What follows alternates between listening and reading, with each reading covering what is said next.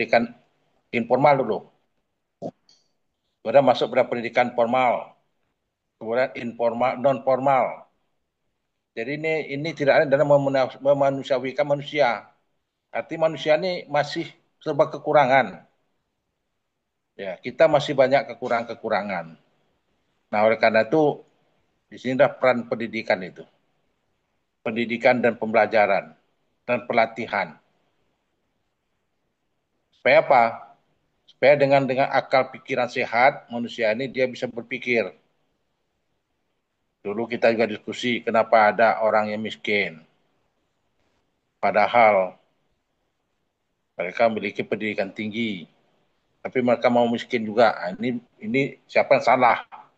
Tidak menggunakan akal dan pikirannya. Padahal ilmu sudah ada. Jadi kemarin diskusi saya di semester 1 itu kenapa ada begitu ya? Yang membuat yang memiskinkan dirinya sendiri, ya.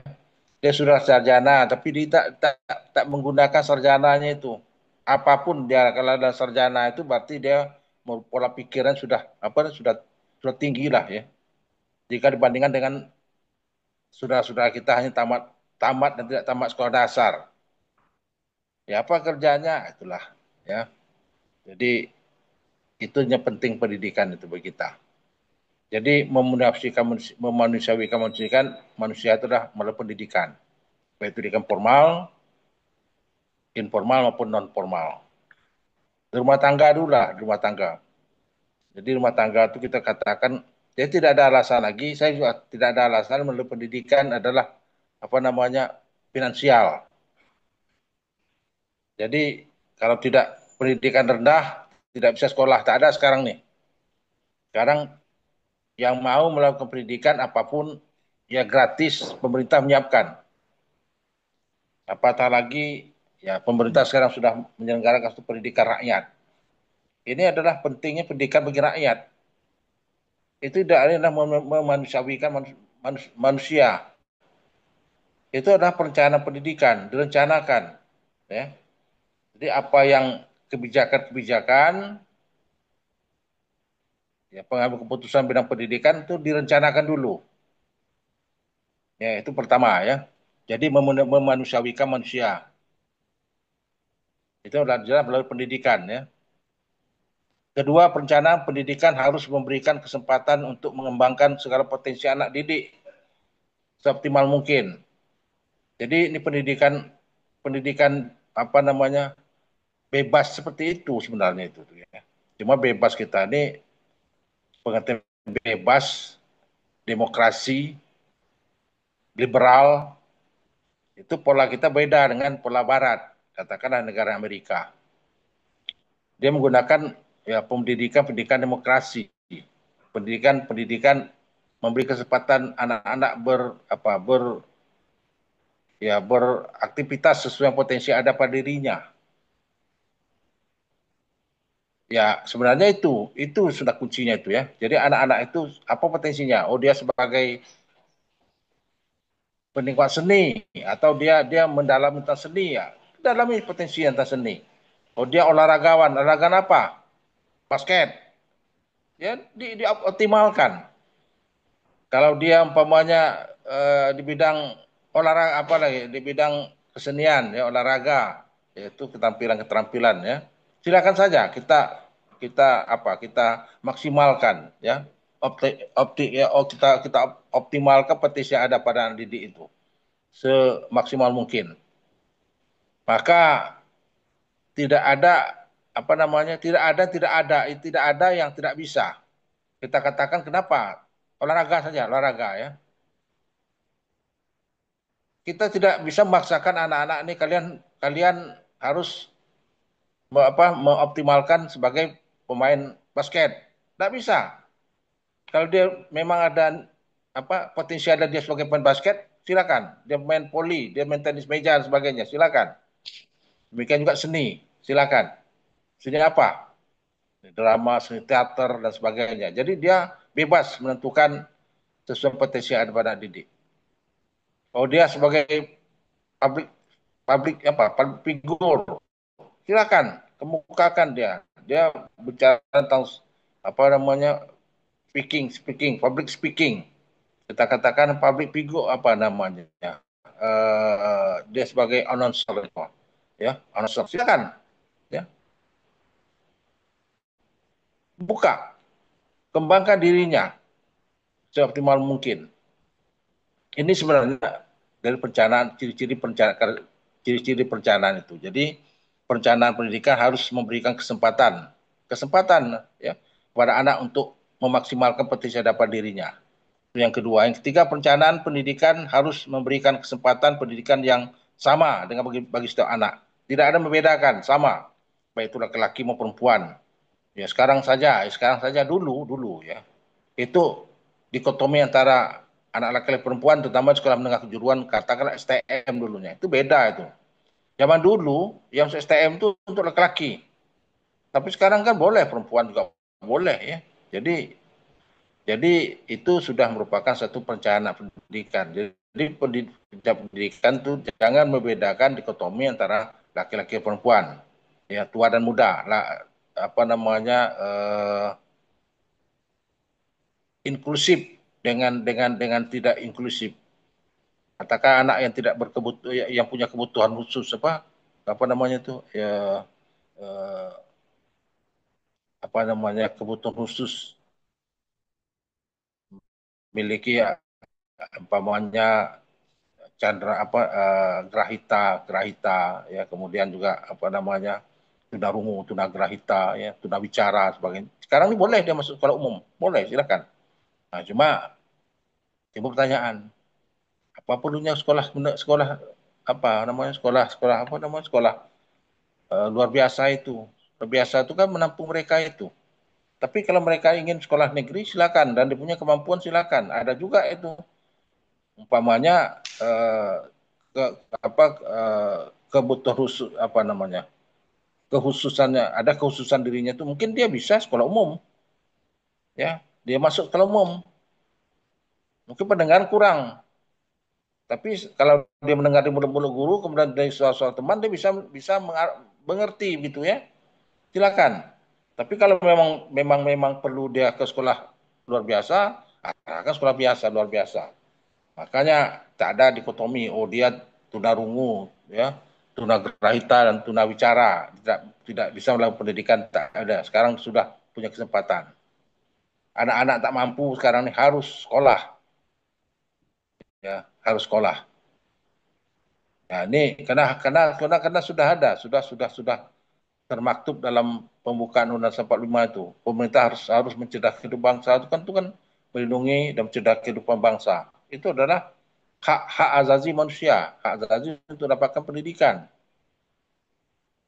Ya, sudah terkunci situ, sudah terkunci. Jadi tidak ada alasan anak-anak karena putus sekolah. Kenapa? Karena ekonomi kurang. Tidak ada lagi sekarang tuh. Karena sekarang kan sekolah negeri kan sudah bebas kan apa? Abdullah kan bebas sekarang kan, tak bayar kan? Dulu Iya, ada betul. uang komite. Dulu ada uang komite kan, tak ada uang komite lagi. Bebas, tak bayar. Baju pun dibebaskan. Mau pakai baju yang lama silakan. Mau beli beli sendiri. Ya, Sekolah juga menyiapkan. Kalau tak sanggup, sekolah menyiapkan. Hanya kontradiksi juga, ya. Ada sekolah menyiapkan, ya. Kemudian ada mau beli sendiri, silakan saja lah. Kalau tak sanggup, bila sekolah aja lah menyiapkan, nah, silakan saja ya. Saya kira tak ada paksaan, tidak ada paksaan kepada kita. Ini kesempatan kita sebenarnya, tidak ada lagi apa namanya, tidak ada lagi dikotomi, tidak ada lagi ya. Di semua ada semua sama. Anak-anak yang sekolah terpinggirkan. Sekarang kan kenapa sekolah rakyat itu ya menampung anak-anak sekolah terpinggir itu. Dulu namanya sekolah marginal dulu namanya itu. Marginal terpinggirkan. Jadi anak yang tak mampu, kemudian mungkin lokasinya jauh, ya, letak demografis desanya dengan sekolah itu durasinya jauh, lokasi jauh, maka mereka terpaksa lebih baik bantu orang tua aja tak sekolah tak apa, yang penting lama-lama nanti belajar sendiri, pandai juga membaca, yang penting pandai baca sudahlah, itu aja kan paradigma orang tua-tua kita dulu. Tak sekolah tinggi tak usah, penting dia pandai baca sudah, ya tak sekolah pun dia jadi orang besar orang kaya, ya tak tamat sekolah pun dia bisa jadi orang kaya, contohnya bahasa koto katanya kan, dia tak sekolah, tapi dia saudagar itu kan 1001 itu kan. Tak semua orang tak sekolah, tapi sekarang tak ada lagi. Kalau tak sekolah tertinggal, ya. Jadi pengusaha sekarang harus sekolah. Kenapa orang Cina itu? Coba pikir. Cina itu orang anaknya sekolah pada sekolah bisnis itu. Ke luar negeri dia. Ya, kenapa tak ada negeri? Apa pengetahuan orang tuanya lah, orang tuanya pedagang. Dari orang tuanya bisa dia dapat warisan seni dagang itu kan. Tapi kenapa dia sekolah bisnis ke luar negeri? Ini ada plus minusnya ada itu, plus minus. Kalau kita dapat sekolah pendidikan tinggi, sekolah bisnis dengan pendidikan atau kewirausahaan dengan pendidikan tinggi, itu beda dengan orang tak sekolah, beda pola pikir, beda, ya semua beda. Nah oleh karena itu sudah sekalian penting pendidikan itu itulah. Oh untuk apa sekolah-sekolah pertanian? Orang tua kita tak pertanian bertani dia, tapi dia kebunnya banyak bisa juga kan. Tapi sekolah apa sekolah tinggi-tinggi sekolah pertanian? Itu pasti beda, pola pikir kan beda itu, ya. Jadi yakinlah pendidikan itu tak akan rugi, ya. Kita mendapatkan pendidikan tidak rugi, ya. Jadi pentingnya pendidikan bagi kita itulah, ya pentingnya pendidikan kita dapat ilmu dan ilmu kita bisa memberikan manfaat untuk orang lain. Itu yang ketiga. Yang keempat apa ciri-ciri dari karakteristik perencanaan pendidikan itu? Perencanaan pendidikan hanya harus komprehensif dan sistematis. Ya komprehensif dan sistematis, punya sistem, menyeluruh, komprehensif menyeluruh. Jadi itu makanya saudara-saudara sekalian, mengapa pendidikan itu menurut taksonomi belum itu ada namanya domain kognitif, domain afektif, dan domain psikomotor. Ya, itu ada komprehensif. Perubahan perilaku itu adalah domain afektif. Pendidikan, mendidik apa tuh? Merubah perilaku. Kemudian mentransfer ilmu itu knowledge, pengajaran. Mengajar itu memberikan ilmu, mentransfer ilmu pada anak didik kita. Kemudian melatih psikomotorik. Itu udah komprehensif. Jadi tiga ini, pendidikan, pengajaran, dan pelatihan. Nah, kalau tiga-tiga ini komprehensif pendidikan kita itu. Maka sekarang ini pemerintah kan ada teori, ada praktek. Ada teori dan praktek. Praktek itu adalah keterampilan. Mampu dia, mengaplikasikan dari ilmu yang mereka dapat itu. Ya, kenapa kita melaksanakan kuliah kerja nyata? Itu aplikatif itu, ya. Dari ilmu yang sudah dapat itu diaplikasikan di masyarakat, ya. Jadi dan dilatihnya masyarakat. Jadi tiga fungsi itu dapat terlaksana kalau kita melaksanakan kuliah kerja nyata atau KKN itu, ya. Ilmu yang kita dapatkan kita aplikasikan, kemudian kita berikan contoh tauladan pada masyarakat, ya. Ini tiga tiga tridharma perguruan tinggi dapat terlaksana kalau kita melaksanakan kuliah kerja nyata itu, ya. Dan sistematis, sistem. Ya, artinya apa? Artinya memiliki sistemik, saling tergantungan, ada sistemnya, ada konsisten, ya. Jadi perencanaan pendidikan itu harus konsisten, harus punya sistem, ya, saling saling saling beri dan menerima, tupoksinya, apa tugas dan fungsi masing-masing. Itu sudah tergambar dari perencanaan, sudah tergambar suatu perencanaan pendidikan. Kemudian apalagi perencanaan pendidikan itu harus berorientasi pada pembangunan. Nah, ya. Oleh karena itu perencanaan pendidikan harus berorientasi pada pembangunan pendidikan, pembangunan sumber daya manusia. Ya sumber daya manusia itu adalah ya sebagai manpower, ya, dan dibutuhkan oleh masyarakat di berbagai sektor pembangunan, ya. Jadi itu sebabnya sudah sekalian, ya, perencanaan pendidikan itu harus mempersiapkan manpower, mempersiapkan manusia-manusia yang punya kekuatan strong, ya, punya kekuatan, mampu dengan kemampuan, keterampilan itu mampu dia mengaplikasikan kepada masyarakat. Itu juga tidak lain dalam melalui pendidikan. Maka perencanaan pendidikan ini merupakan satu pola berdasar dalam pembangunan pendidikan. Mengapa pemerintah memberikan durasi alokasi 20% anggaran pembangunan untuk pendidikan?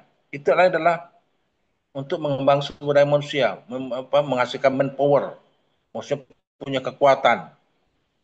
Apa artinya sumber daya alam kita ini melimpah kalau tidak ditunjangi oleh kesiapan kita dalam manpowernya, ya, manusia penggeraknya itu, ya.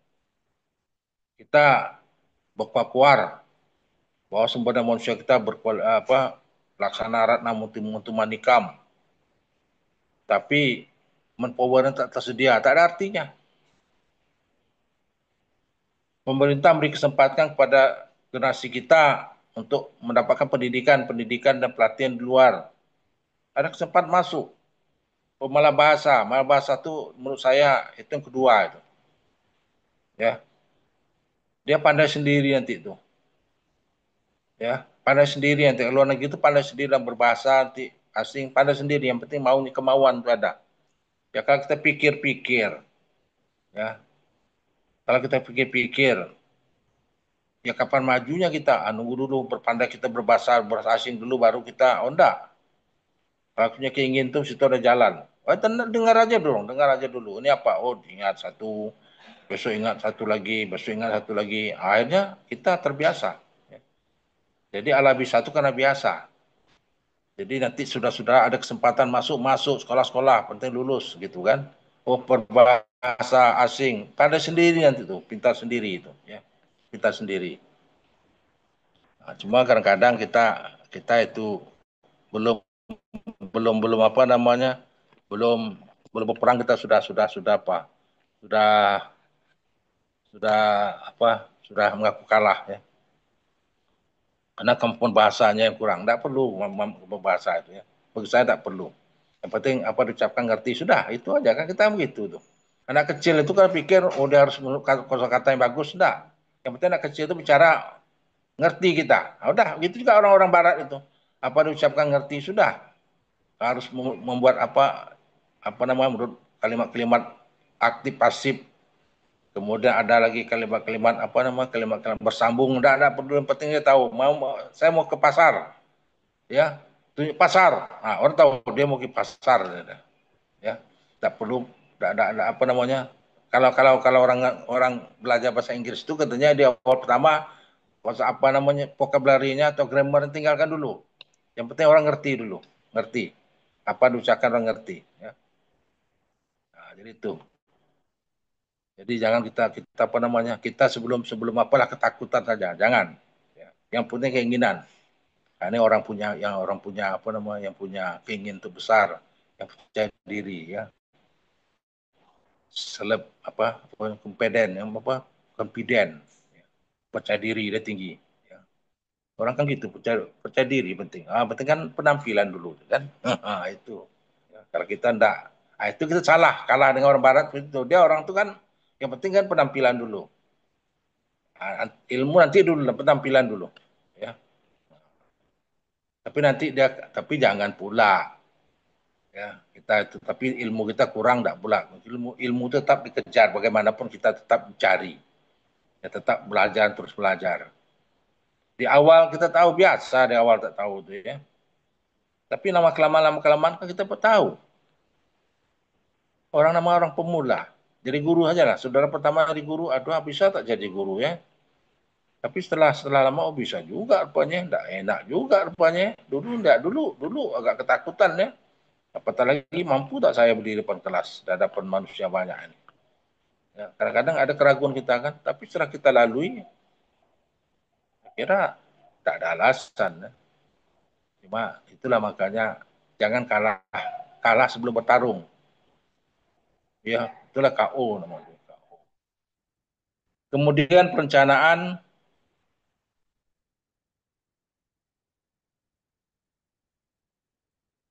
pendidikan harus dikembangkan dengan memperhatikan keterkaitan dengan berbagai komponen pendidikan secara sistematis ya, keterkaitannya ya, eh, ada keterkaitan itu link and match itu ya, dikembangkan oleh Pak Wardiman Jonegoro itu ya. Pak Wardiman ini bagus orangnya, saya kena baik betul beliau itu ya. Kalau setiap saya Jakarta temuan Pak Joni sini dulu, ya foto saya, banyak foto saya dengan beliau itu ya. Itu Pak Wardiman itu link and match, itu keterkaitan, kesepadanan. Kita untuk ilmu itu harus keterkaitan.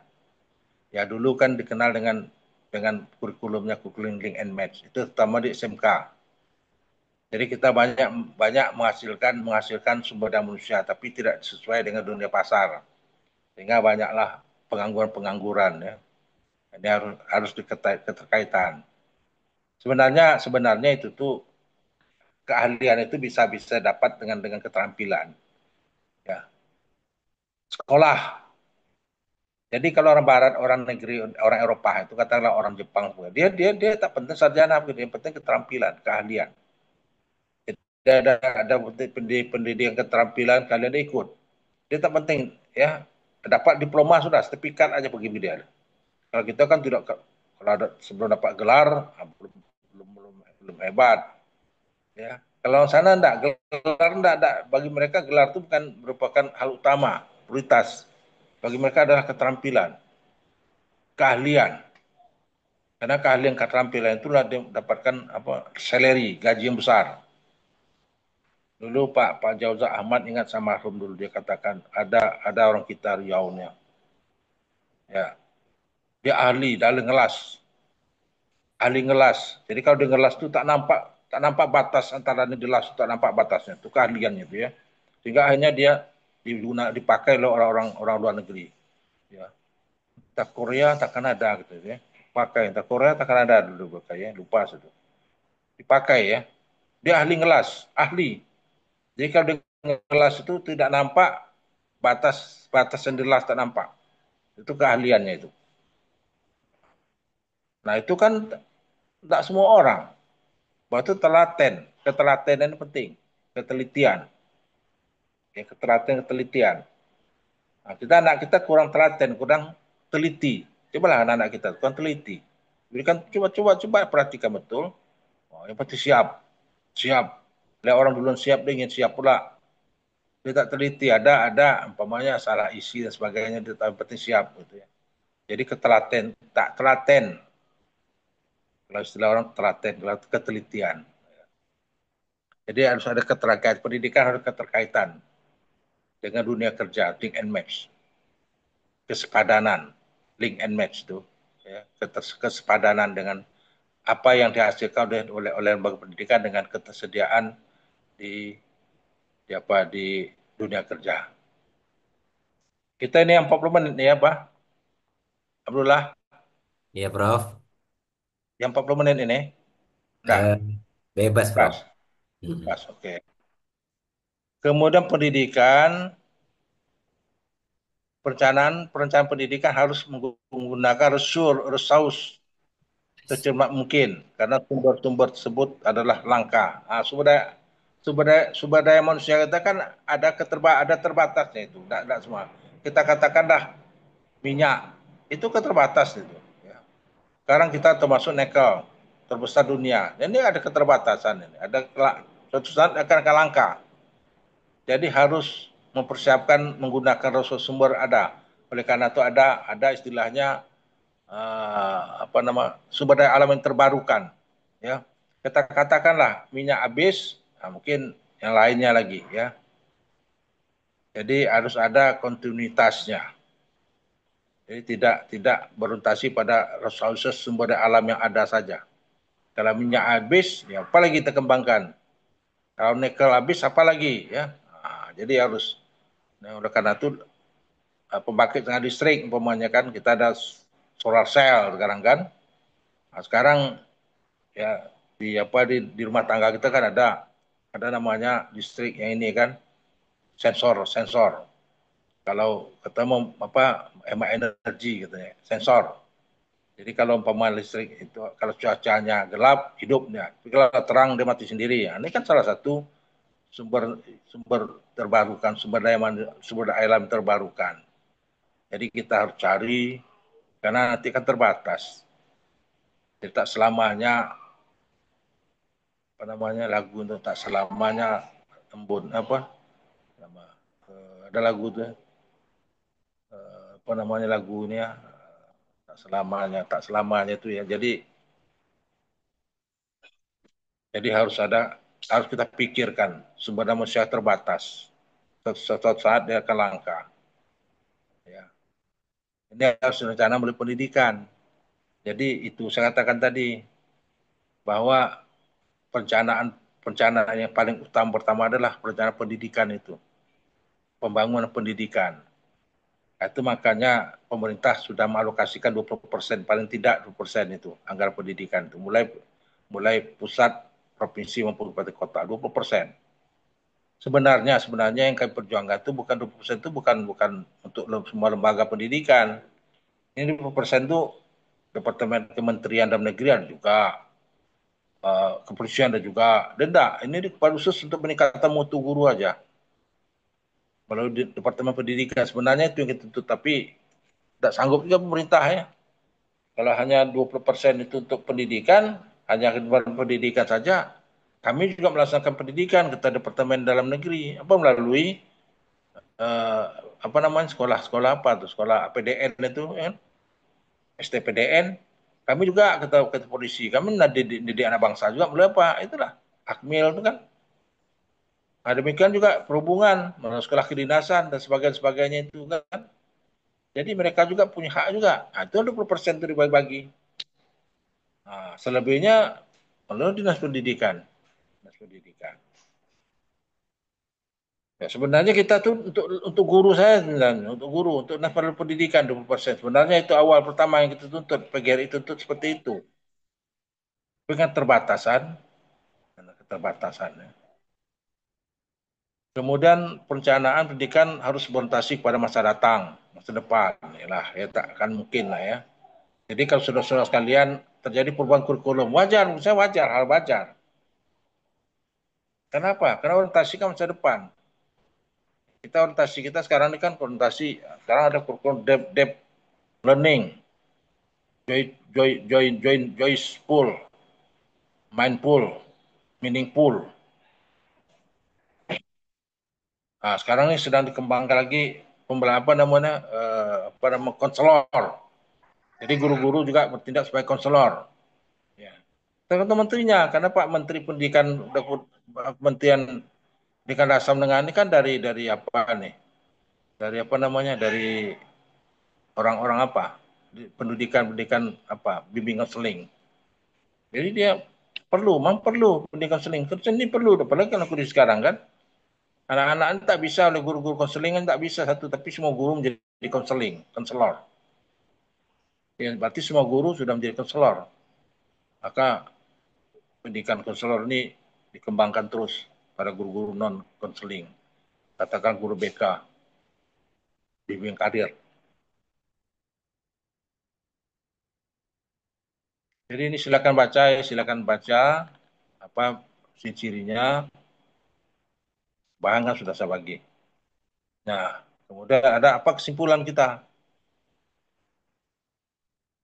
Kesimpulan kita adalah perencanaan pendidikan harus fleksibel. Kenapa? Karena perencanaan pendidikan dapat disesuaikan dengan situasi dan tingkat perkembangan pendidik. Harus sesuaikan itu, fleksibel.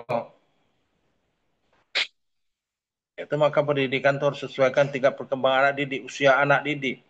Ada namanya pendidikan anak usia dini. Itu untuk apa? Untuk anak-anak usia 0 sampai 4 tahun.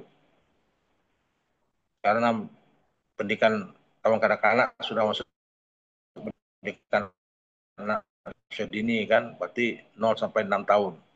Maka itu harus 7 tahun, umur 7 tahun. Ya. Jadi inilah materi kita, sudah sekalian. Kalau ada yang ingin diskusikan, ya. Prof, izin bertanya satu, Prof. Boleh, boleh, silakan. Ya, eh,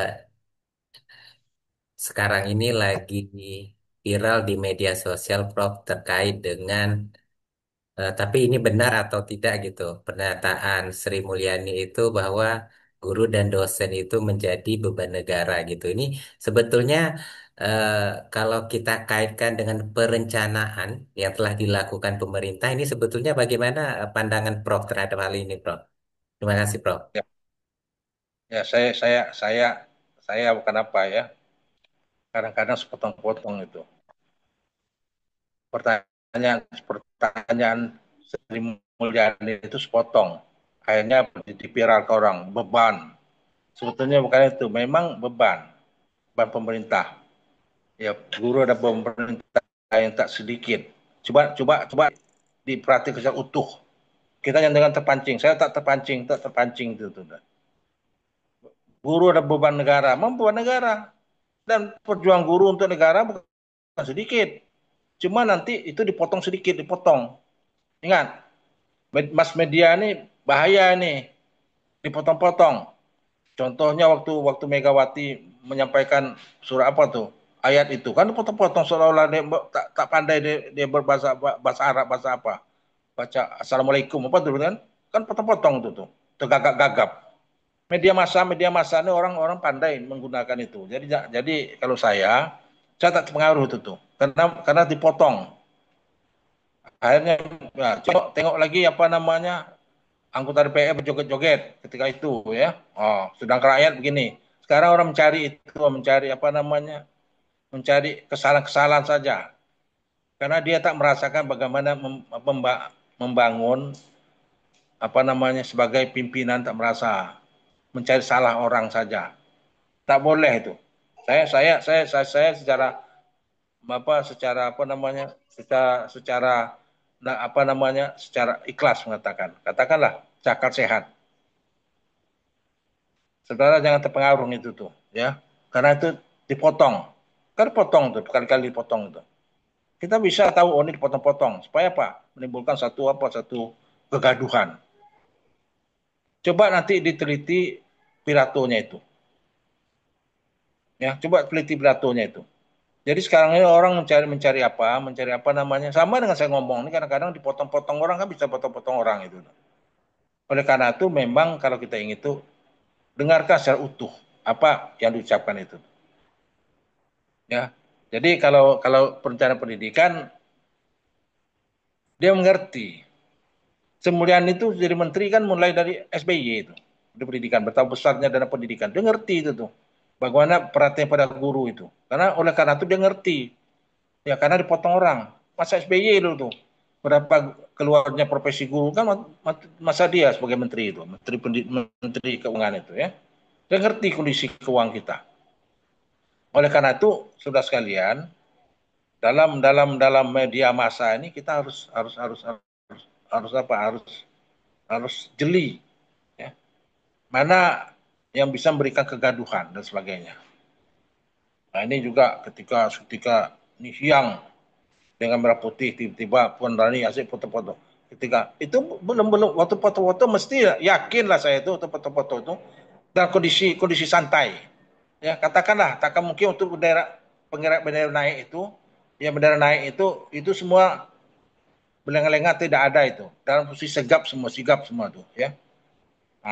Cuma ketika waktu lowong lah santai, dia foto-foto ria. Enggak apa biasa kok gitu tuh. Biasa, tapi oleh media massa itu dijadikan sebagai apa? Sebagai sumber petaka, sumber kegaduhan. Jadi sudah sekalian kita gunakanlah media massa ini itu untuk pendidikan kita nih. Sudah sekalian nanti ya. Jadikan media massa ini sebagai ya karena ujung tombaknya adalah jari kita. Jari kita membuat gaduh kan jari kita nih, jari kita tuh. Malah petaka jari yang kita buat. Kemudian kita sebarkan. Jadi ya, saya tak mau tuh. Ada kata-kata yang menghasut kata-kata ini saya delete. Tak mau saya teruskan. Dosa kita teruskan nanti itu. Kalau itu betul, kalau itu salah, kita dosa ikut ya. Karena sekarang orang sekarang ini dosa dosa tidak dosa orang tak pikir lagi. Membawa kegaduhan saja kita. Gaduh negeri kita kapan kita bisa bangun? Kita aja rumah tangga kita, saya bergaduh saja. Kapan kita bisa untuk membeli ini, untuk menyiapkan ini? Gaduh aja. Kita di sekolah juga, kegaduhan aja. Bagaimana kita bisa membangun bangun sekolah dengan baik? Gaduh saja. Ada ini, gaduh saja.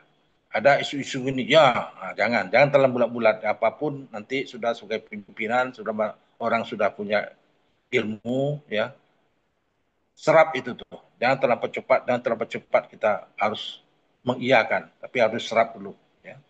Nah, itu orang berpikir akan sehat. Sekarang kan apalagi media massa, ya banyak tak santun karena ya penggunaan media tak santun. Kadang-kadang menyalahkan, kadang-kadang angkat telur banyak juga angkat telur ya. Dulu musuh, sekarang jadi kawan. Itu biasa tuh. Ya kalau sudah politikus dulu musuh kan jadi kawan, ini biasa. Ini kepentingan, sebenarnya kepentingan. Jadi kawan abadi tak ada politik tak ada kawan abadi itu. Tapi dalam perjalanan pendidikan teman adalah teman. Ingat, dalam pendidikan itu ada teman dan teman. Tidak akan ada apa namanya menggunting dan lipatan tak ada itu. Orang pendidikan tak boleh menggunting dan lipatan. Saya minta sudah jangan. Sudah lurus, lurus tegak lurus dengan apa keinginan saudara, apa cita-cita saudara dan apa diingin oleh negara, dan itu sesuai dengan nilai agama kita yang kita anut. Tegak lurus. Ya, jangan dengar ini atau menjadi ini di lembaga kita jangan. Tak boleh. Ya kita tegak lurus. Kalau saya pribadi seperti itu. Saya kata orang betul kata Pak Purwoto mencari teman 1.000 mudah tapi lawan satu itu susah satu lawannya itu susah itu mencari teman 1.000 aman tapi lawan satu yang jadi kerikil itu tuh ya baiknya apa baiknya jangan saya terus terang sudah sekalian pola-pola kenegarawan pemimpin itu harus kita jaga timbulkan harmonisasi harmonis kalau saya adalah harmonis semua kita pergauli semua kita temani jangan ada satu musuh sehingga doa saya itu apa sudah sekalian ya Allah jangan satu ada musuh saya ya Allah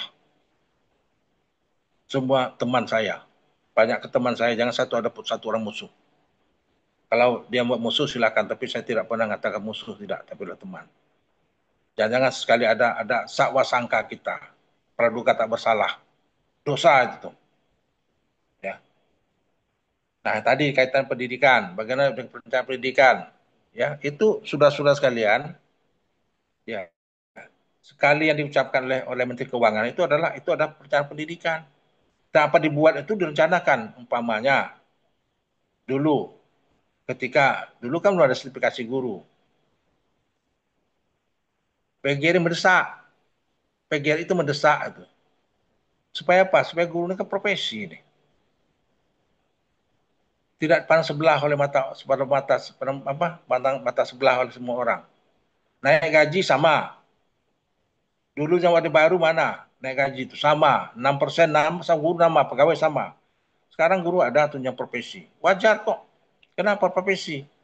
Jadi surah sekalian, kembali kita kata apa tadi beban guru adalah beban anggaran kita memang betul beban anggaran. Nah, oleh karena itu beban sebagai beban anggaran kita menunjukkan sebagai seorang guru profesional, sertifikasi guru, tidak sedikit mengeluarkan dana besar itu. Memang betul, ada beban negara besar. Nah, kita bertanggung jawabkan. Kita tak boleh hanya mengharap dan kita tidak boleh hanya apa namanya, meminta. Tapi kewajiban kita harus kita jaga. Maka sudah sekalian, kalau beban yang diberikan, kemudian tanpa ada apa kewajiban yang diterima, itu tak adil juga ya. Beban guru sudah berat, tapi kewajiban guru apa? Tentu kewajiban mengerjakan apa yang diatur oleh pemerintah. Apa yang harus diterima oleh guru? Tentu pendapatan yang memadai. Ya. Ya, kalau sudah sekalian dengar di media massa bagaimana anggota DPR 50 juta itu kadang-kadang saya cuma tak yakin saya 50 juta. Itu anggota DPR kadang asal ngomong saja tuh ya. Saya mendukung kata si, apa nampak rubak. Ya, baca ada 50 juta untuk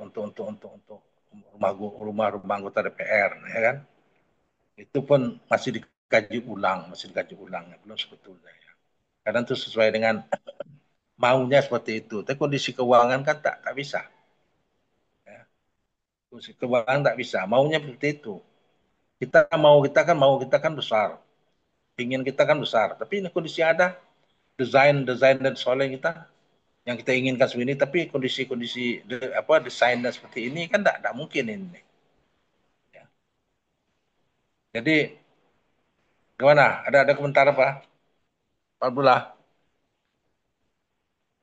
Oke, terima kasih, Prof. Nah, jadi memang media massa medsos ini hati-hati ya. Maka saya dengar-dengar itu kan jadi kegaduhan itu. Guru dan beban. Saudara yang jangan terpengaruh beban. Guru yang beban anggaran memang banyak, besar.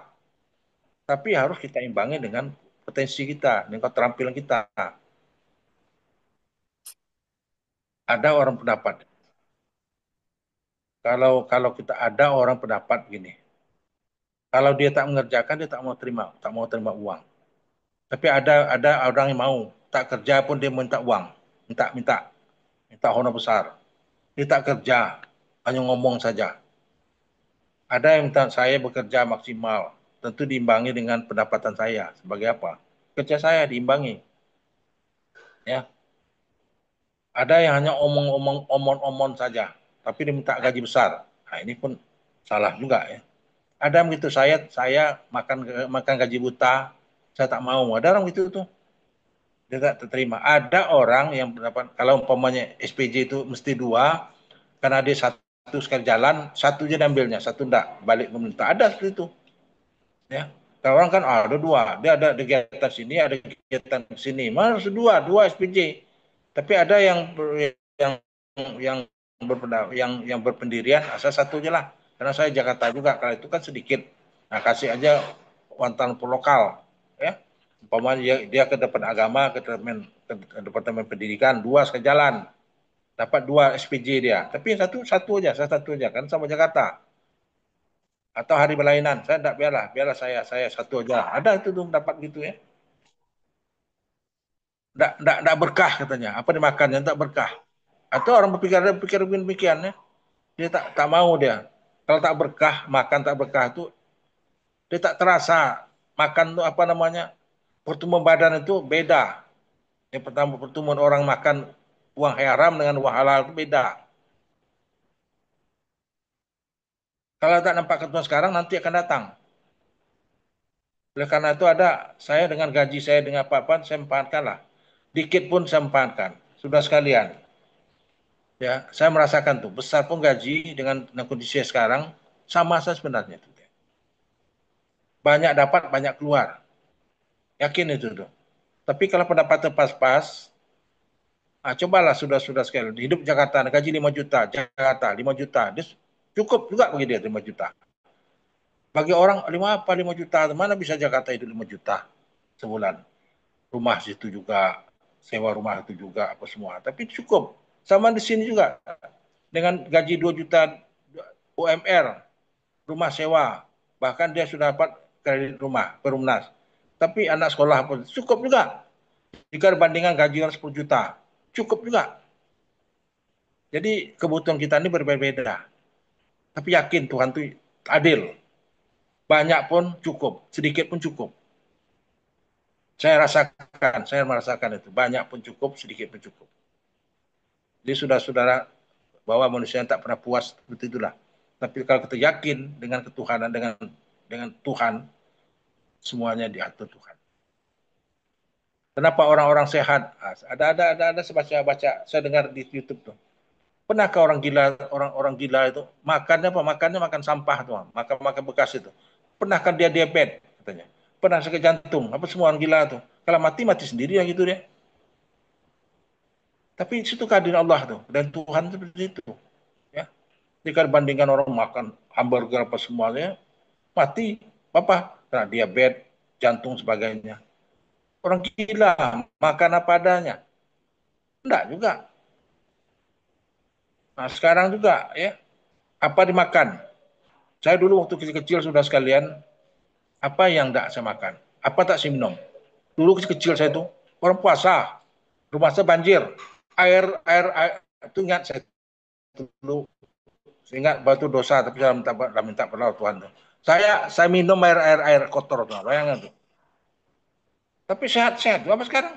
Sekarang anak sekarang makan makan apa aja lah terasa kayak perut apa semua. Tuhan tuh adil, Allah tuh adil, ya Allah tuh adil. Sampai sini pula kita bicara ya. Tapi Allah tuh adil.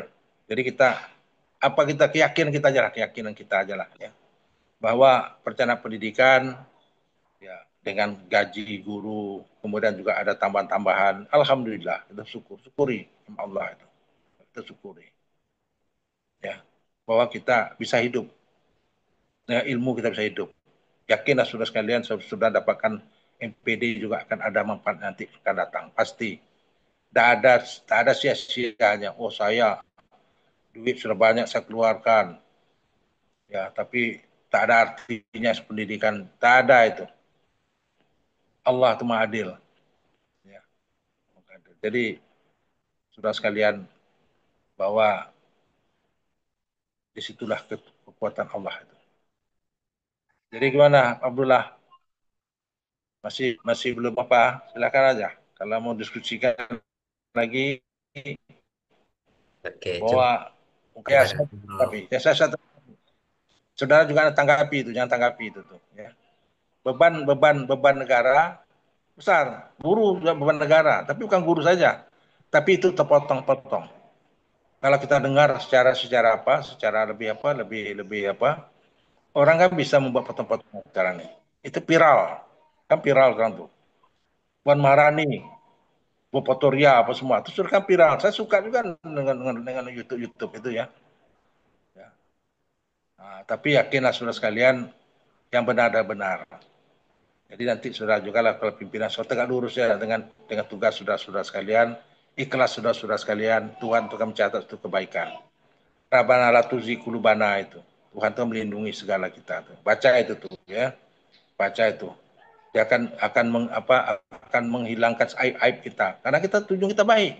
Juga tak baik akan terlihat juga nanti itu. Tapi kalau niat kita baik akan dilihat di Tuhan juga kebaikan itu tuh ya. Kebenaran itu tidak akan kemana-mana. Tapi salah. Mengatakan ijazah Jokowi salah. Padahal itu benar. Asli itu. Karena UGM mengeluarkan sama dan saudara-saudara tamat dari FKIP. Mengeluarkan FKIP. Jelas kuliahnya, jelas, semua jalan jelas. Saudara kata, oh tidak, palsu. Apa. Jadi semuanya itu adalah, tak tahu lah kita apa artinya ya. Jadi kita, yang penting kita jangan menjadi kesalahan orang. Saya kadang-kadang sudah saudara cek and recheck, saya kadang malas saya dengar itu.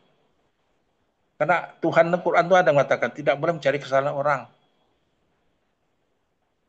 Ya, kita tak boleh.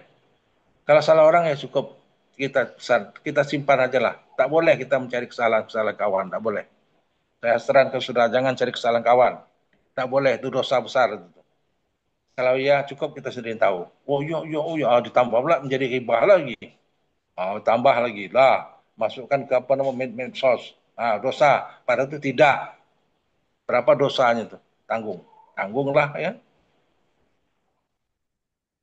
Jadi kita lah lah sebagai orang yang orang yang diberikan akal pikiran kita kita serap ya kita serap jangan kita pula meneruskan ya saya tak percaya sama sekali itu Sri Mulyani mengatakan itu beban ya berapa kali saya melihat itu beban jadi akhirnya sekarang kegaduhan lagi nih kegaduhan memang kita ingin sudah sekalian negeri kita nih kacau bilau kacau belau kacau apa kacau terus dan bertenang kalau bertenang negeri kita kaya kuat kalian bergaduh saja lah bergaduh aja kerja kalian ada tokoh tokoh telah meninggal saya tak sebut tokoh meninggal saya kadang-kadang tak antara iya dan tidak aja antara iya dan tak percaya itu ya saudara juga ada apa katanya dengan pribadi saya. Tapi saya sampaikan cukup sudah saya tahunya kasih tahu orang. Ya, kita sepakat tidak akan mufakat. Tokoh-tokoh kita ini banyak sepakat tidak akan mufakat. Jadi sebenarnya apa namanya budaya Panjat Pinang itu juga itu coba dianalisa. Itu memang tradisi-tradisinya Belanda dulu. Kalau kita di kondisi sekarang jangan, tak boleh budaya Panjat Pinang itu lagi. Itu apa filosofisnya itu? Sudah tahu. Dibuat hadiah, tapi dilumuri. Lah berpayah-payah kita, berkeras, apa namanya bertukus lumus kita untuk memanjat. Hadiah-hadiah enggak banyak hadiah tuh, iming-iming tuh. Tapi kita disuruhnya kita apa berusaha pijak kepala, masuk kepala apa namanya kepala Kang Deddy dipijak, ya itu budaya tak harusnya, itu budaya budaya penjajah dulu tuh. Alah capek kalian kata kan, nah sekarang kalian turun mundur kalian, nah saya lagi, nah baru habiskan itu. Nah, kita lah telah bertungkus semua, lah cakar-cakaran di atas semua, enggak juga gugur juga sampai tangan gugur, digugurkan juga. Nah, gimana kawan supaya digugurkan terus ya? Apa namanya jatuhkan dan jatuhkan seorang. Kapan sampai ke atas? Coba kita sepakat ya. Nah, datanglah lah, tak ada lagi apa licinnya tuh ya, lumuran-lumuran minyak tuh. Ah, baru datang orang lain. Oh, yuk kita sama-sama. Nah, dia naik ke atas sampai dia ngambil apa mengambil hadiah di atas itu. Nah, itu juga filosofinya dalam sebenarnya. Jadi sebenarnya kalau saya ke Pinang tuh saya bilang kita hindarilah karena filosofinya dalam. Zaman Belanda itu seperti itu tuh. Suruhnya kita berteguh lumus semua dulu. Laman tak bisa kalian kan. Nah, setelah itu baru dia. Habis semua di atasnya. Kalau perlu kalau perlu kerangka-kerangkanya di apa diambil kan. Jadi pola seperti jangan terjadi. Gitu. Jadi sekarang ini kan budaya penyiaran. Ada juga yang tak menggunakan pajak pinang itu lagi. Ya. Tapi kan tambang tak apa-apa, itu gotong royong. Tambang itu bayar gotong royong. Gitu. Kita juga kita guna akal pikiran lah dengan sehat ya. Apa filosofis ya. Filosofis itu tuh. Filosofis ya. Jadi jatuh menjatuhkan itu kita tidak akan sepakat tidak akan mufakat. Jangan. Bagaimana kita harus sepakat untuk mufakat. Itu makanya ada namanya mufakat, musyawarah untuk mufakat. Jadi musyawarah itu mufakat, bukan musyawarah itu untuk tidak menyepakati, tidak sepakat. Ya, saya kira itu ya apa belanya. Nanti kalau diskusikan lagi ya, ini menarik kita ya. Saya sudah kemana-mana, tak apa-apa lah. Dan akal pikirannya, ya saya yang betul-betul saya sampaikan sudah sekalian. Dengan hati nurani saya yang tulus. Ini pesan moral saya sudah sekalian lah. Ya. Kalau iya katakan ya, kalau tidak katakan tidak. Ya ini juga dipelajari, dibaca saja. Ya. Kemudian ini adalah besok Pak Udin kan datang besok tuh. Ya. Ya, dia adalah memang profesor administrasi pendidikan, manajemen pendidikan beliau tuh. Terus UPI. Besok siapa jemput? Abdullah. Eh, sepertinya per Udin Apa? online, Prof. Oh, online ya. Nah, Oh ya. karena kemarin budget, Prof. Oh, tidak apa-apa ya. Online tidak apa-apa online ya. Saya pun online tidak apa-apa juga, tapi saya tetap muka lah. Nah, besok dia tetap muka lah saya. Jadi besok ketemu kita ada Pak Udin.